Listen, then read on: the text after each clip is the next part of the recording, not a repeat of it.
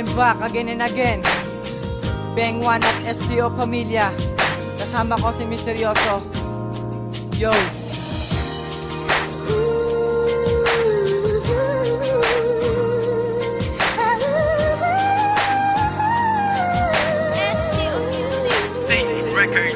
Ba't di tayo pinagtagpo ng panahong wala pa siya? Sadya ba tong itinakda ng panahon nang nagpa siya? Na di tayo pwedeng magsama dahil nasa oras na mangyari ang ganong pangyayari ay may matatapakan ka. Na taong tunay magmahal, ibibigay ang lahat-lahat na gustuhin mo sa mundo kahit ang pera di sapat. Basta mapasaya ka lang, yan lang ang hinahangad. Kaya't wag na akong alalahanin, ang ayos ko ay sagad. Pero salamat sa iyo dahil natutunan ko kung paano ba umalalay sa relasyon na buo.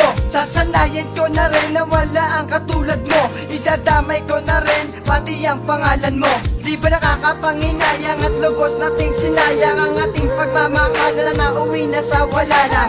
Alam ko, kulang ang 16 lines o isang verse para sabihin ang lahat ng gusto ko sa'yo. Hindi ka ba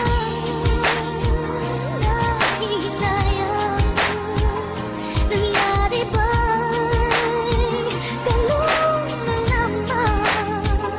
Wala na ba ang init ng pag-ibig mo? Naglaho ba sa puso mo? Kaya ngayon ang mahal mo.